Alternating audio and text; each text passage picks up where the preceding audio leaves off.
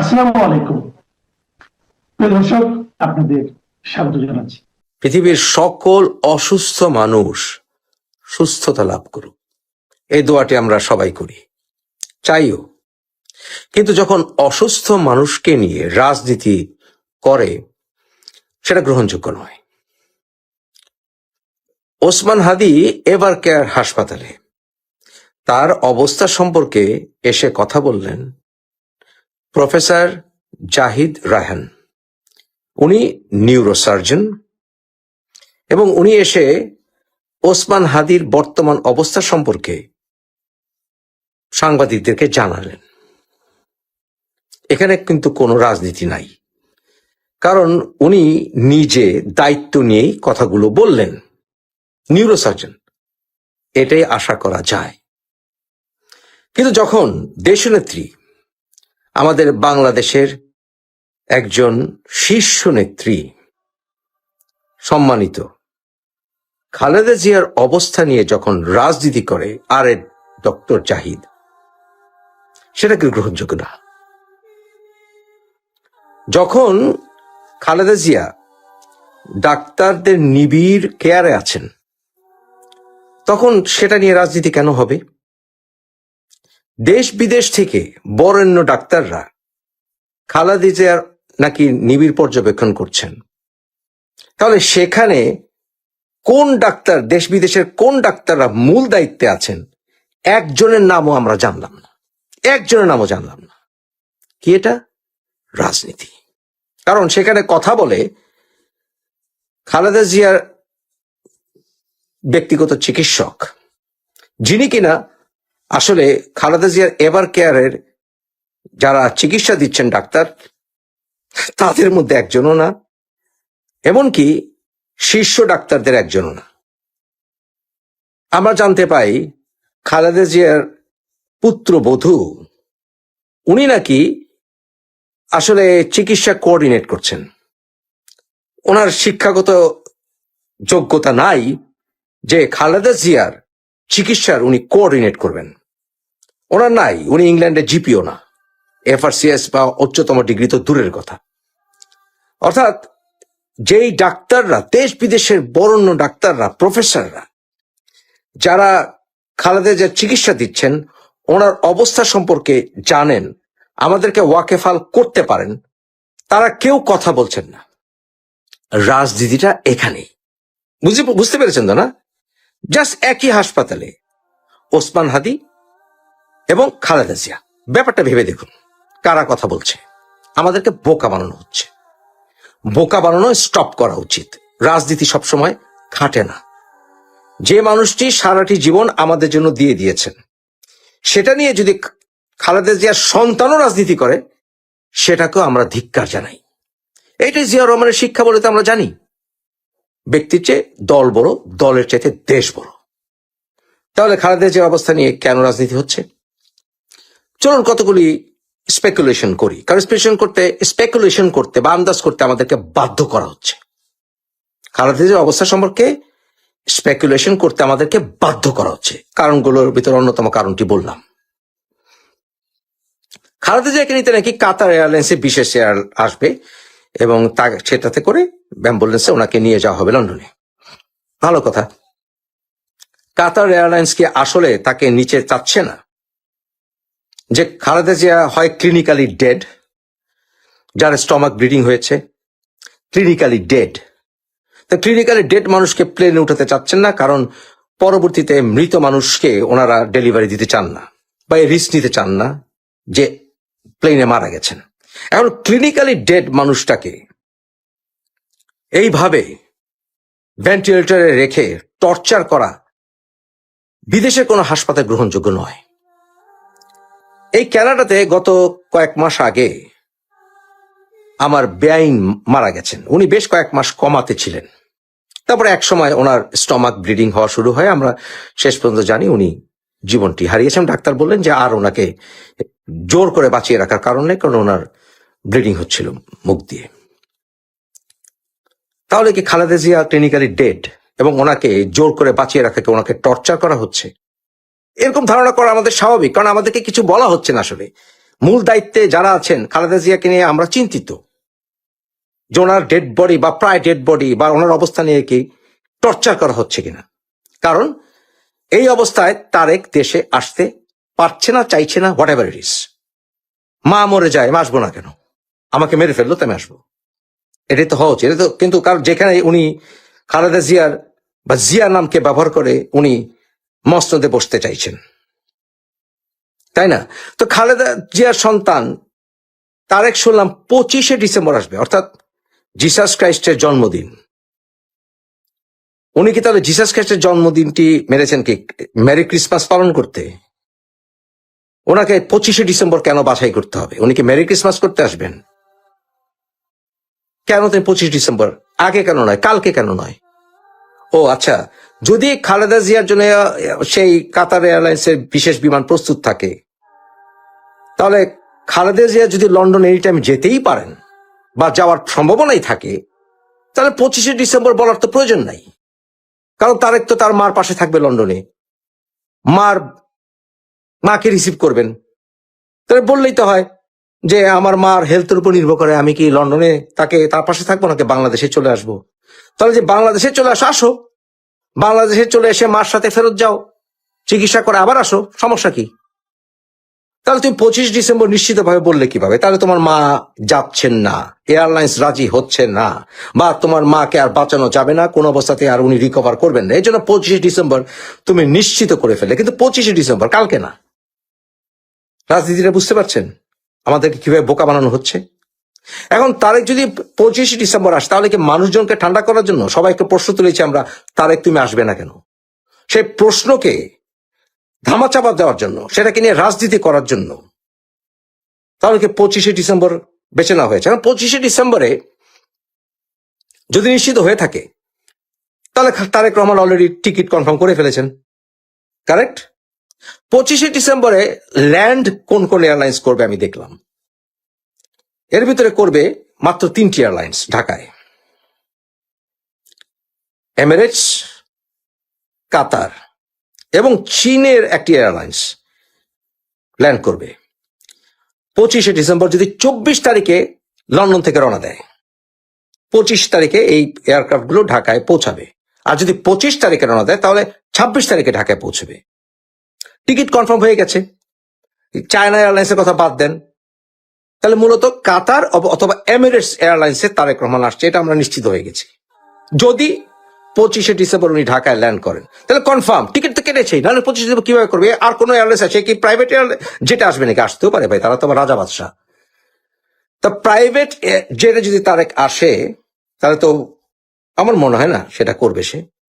তাহলে যদি কাতার বা এমিরেটসে আসে, তাহলে আমাদের বলে দিলেই হয়, কোটি কোটি মানুষ ফুলের মালা নিয়ে যাবে, তাকে ফুলের মালাতে রাজপুত্রকে বরণ করবে, উনি রাজ সিংহাসনে বসবেন, জেসাস ক্রাইস্টের জন্মদিনে উনি এসে সবাইকে মুক্তি দিবেন। তাহলে একটু খোঁজ নেন আপনারা, তাহলে বললেই তো হয় যে কোন এয়ারলাইন্সে কয়টার সময় উনি সে ল্যান্ড করবেন। তো সবাই প্রস্তুতি নেক ওনাকে ফুলের মালাতে বরণ করার জন্য, নাকি এটাও একটা ধাপ্পাবাজি? আর এই সকল নাটক চলবে না। খালেদা জিয়া শুধুমাত্র তারেকের মা নয়, আমাদের সবার নেত্রী। সব বিষয়ে রাজনীতি চলে না। যদি ওসমান হাদির ডাক্তার জাহিদ জাহান বলতে পারেন প্রফেসর, ওর অবস্থা কি? আমরা স্পষ্টত খালেদা জিয়ার ডাক্তারদের যিনি হেড ওনার কেয়ারের, তার মুখ থেকে শুনতে চাই। উনি মুখ থেকে বলবেন না, রহস্যটা ওইখানেই। কোন ডাক্তার যারা খালেদা জিয়ার কেয়ার আছেন, কারো নামও প্রকাশ করা হবে না, আর কেউ কথাও বলবেন না ক্যামেরার সামনে এসে, কারণ ওনারা কেউ এই রাজনীতির অংশীদার হতে চান না, তাদের ক্যারিয়ারের 12টা বাজাতে চান না। বুঝতে পেরেছেন রাজনীতিটা কোথায় হচ্ছে? সব বিষয়ে রাজনীতি চলে না বিএনপি, আমার প্রিয় দলকে বলছি, সব বিষয়ে রাজনীতি চলে না। বিশেষ করে খালেদা জিয়াকে নিয়ে রাজনীতি চলবে না।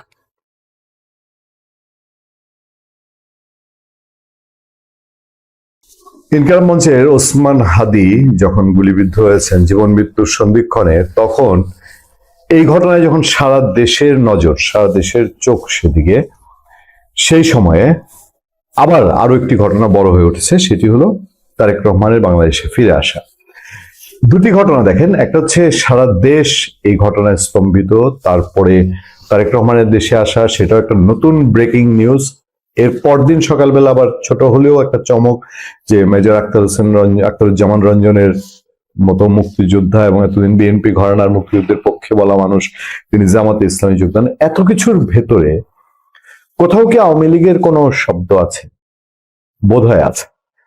আছে বলতে আমি একটু বুঝাতে যাচ্ছি যে ভেতরে ভেতরে আওয়ামী লীগের ওই যে বলা হয় যেটা, যে আওয়ামী লীগের কি ক্লিন ইমেজের লোকজনকে ইলেকশন করতে দেওয়া হবে, ক্লিন ইমেজের লোকজনের মধ্যেও কি যাচাই বাছাই চলছে যে এ ক্লিন ইমেজের, এ ইমেজের না? মানে বেসিক্যালি ওখানে ইমেজটা ব্যাপার না, এখানে ব্যাপারটা হবে যে একটা লোককে বলা হবে যে এ তো আওয়ামী লীগের, আওয়ামী লীগ ঘরানার। ভেতরে ভেতরে কিছু আন্ডারস্ট্যান্ডিং হবে। এই আন্ডারস্ট্যান্ডিং বিভিন্ন জাতের হতে পারে। এটা পয়সা করে আন্ডারস্ট্যান্ডিং হতে পারে, এটা ভোটের আন্ডারস্ট্যান্ডিং হতে পারে, ভোটের হিসাব যে এই লোক যদি ওখানে আওয়ামী লীগে দাঁড়ায় তো আমার এই প্রার্থীর এই হবে, সেই প্রার্থীর এই হবে, শেল্টার দিব, এইরকম নানান রকম। তো এইসবের আড়ালে অরিজিনাল আওয়ামী লীগ যারা এখন দিল্লি কেন্দ্রিক, সেই দিল্লি কেন্দ্রিক আওয়ামী লীগের অবস্থাকে আমরা এসব বিষয়ে আলোচনা করতে পারি, তবে সুনির্দিষ্ট তথ্য না থাকলেও একজন মানুষের কথায় আমরা নজর না দিয়ে পারছি না। তিনি হচ্ছেন নাহিদ ইসলাম, এনসিপি জাতীয় নাগরিক পার্টির আহ্বায়ক। তিনি বলছেন যে আওয়ামী লীগকে রাজনীতির মাঠে আনার প্রক্রিয়া দেখতে পাচ্ছি। মেজর আখতারুজ্জামান রঞ্জনের একটা বক্তব্য, তিনি জামাতে যোগ দিয়েছেন, নিশ্চয়ই ভেতরে ভেতরে, আমি বলছিলাম যে ভেতরে ভেতরে সেই কাজ নিশ্চয় অনেকদিন ধরে চলছিল। তিনি এর আগের দিন আমাকে বলেছেন যে তিনি জানেন বা তার দায়িত্ব নিয়ে যে তারেক রহমানের সঙ্গে শেখ হাসিনা যোগাযোগ হচ্ছে, টেলিফোনে কথা হচ্ছে। তখন আমরা জানতাম না তিনি জামাতে যোগ দিবেন। এগুলো জামাতের বক্তব্য, জামাতের কারো যদি বক্তব্য এটা হয় তাহলে আবার মানুষ কিন্তু এটা তখন নিবে না, কিন্তু যখন পর্যন্ত তিনি জামাতে ছিলেন না তখন এই বক্তব্যটা দিয়েছেন। মানে হচ্ছে যে আওয়ামী লীগ নিয়ে সবাই সবার প্রতি ইঙ্গিত করছে।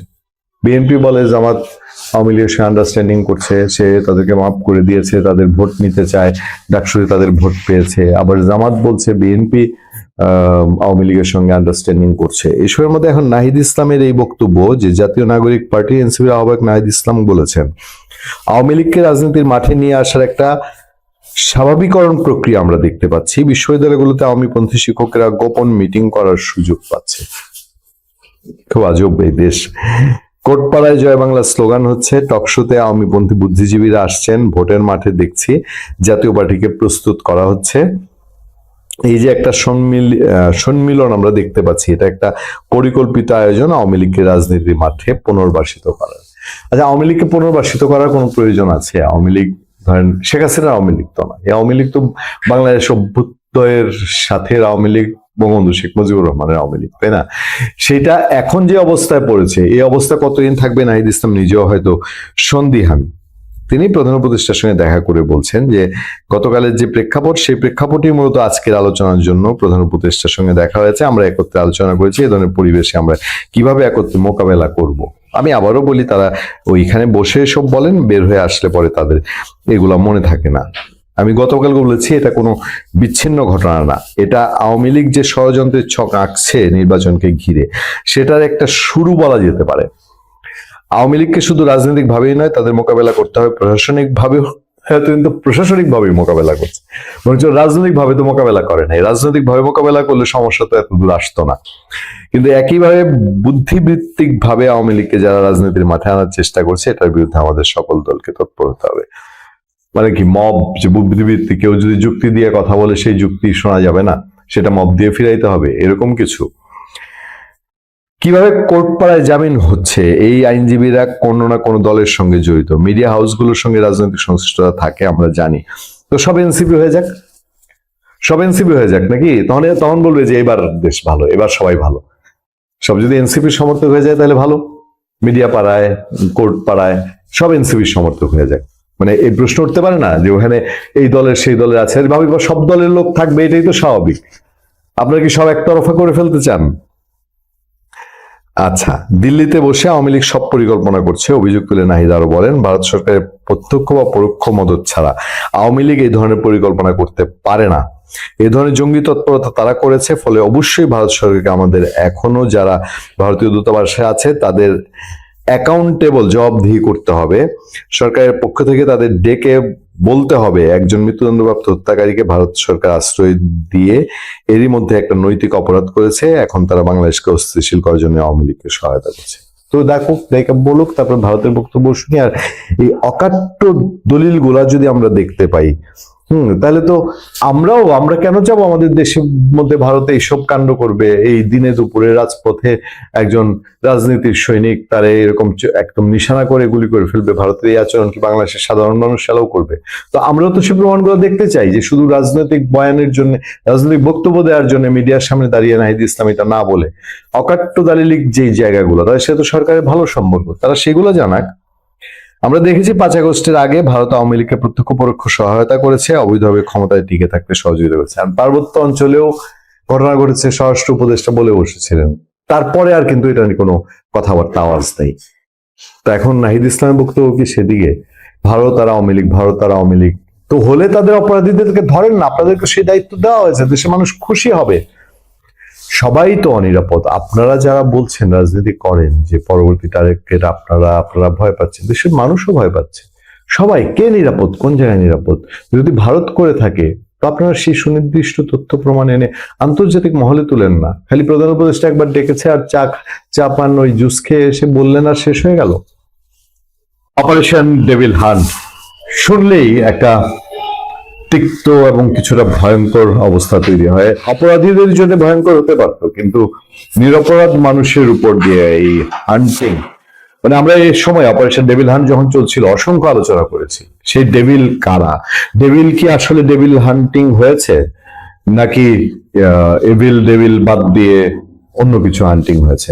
আমরা দেখেছি গাজীপুরে যখন অপারেশন ডেভিল হান্ট শুরু হয়েছিল, তখন সেই গাজীপুরে প্রথম ধাক্কাতেই 200-400 আওয়ামী লীগ ধরে ফেলা হলো। তারপরে সারা দেশে এটা লাগাতার চলতে থাকলো। আর শুনলাম যে মাস শেষে কয়েক হাজার আওয়ামী লীগের লোকজন সেখানে ধরেছে। সব আওয়ামী লীগ ডেভিল মানলাম, আমাদের এখানেও কোনো বিতর্কের জায়গা নেই, আইন শৃঙ্খলা বাহিনী ধরেছে না হয়, কিন্তু পরে এটা রেজাল্ট, এটা কবে কিভাবে শেষ হলো, ফলাফল কি? দেশে ডেভিলগিরি শেষ হয়েছে? মানে এই যে অপারেশন ডেভিল হান্ট যে হয়েছিল, এরপরে তারাই যেটাকে ডেভিল বলছে, যে আওয়ামী লীগ এটা করে সেটা করে। ও আওয়ামী লীগ তো বরঞ্চ শেখ হাসিনার মামলা জুড়ে তো যদি করেই থাকে, তাহলে যে কাণ্ড করেছে তারা কোথায় ছিল? ডেভিল হান্ট দিয়ে সেগুলো সমাধান করে ফেলেছে।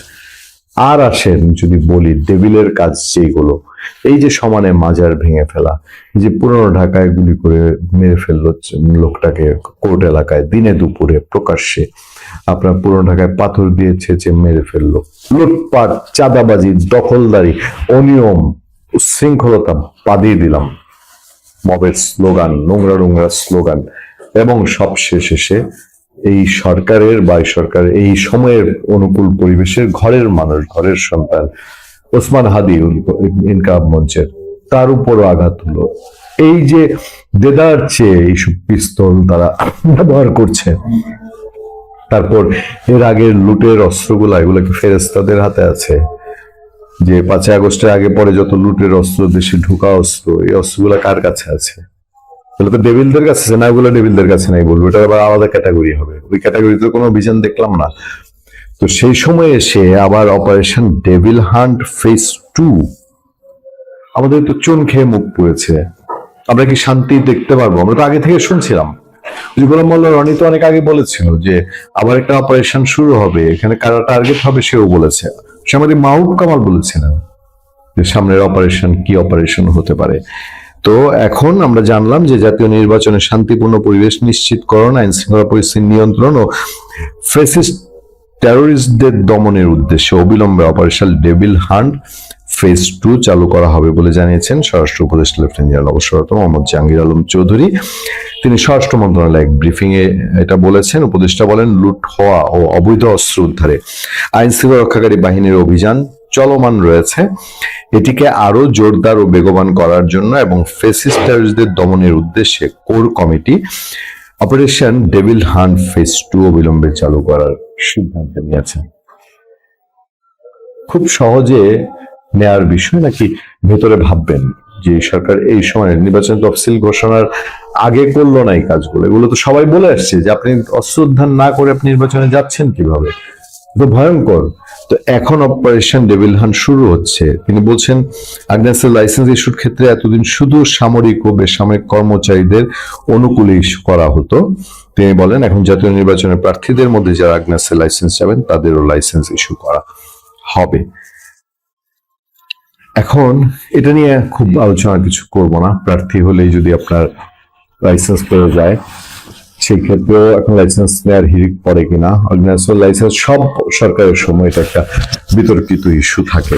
এই সরকারের সময় এই লাইসেন্স দেওয়ার যে ক্যাটাগরি দেওয়া হয়েছে এটাকে কি আবার বিতর্কিত করা হবে কিনা। কিন্তু আমি যাচ্ছি অপারেশন ডেভিল হান্টের প্রসঙ্গে।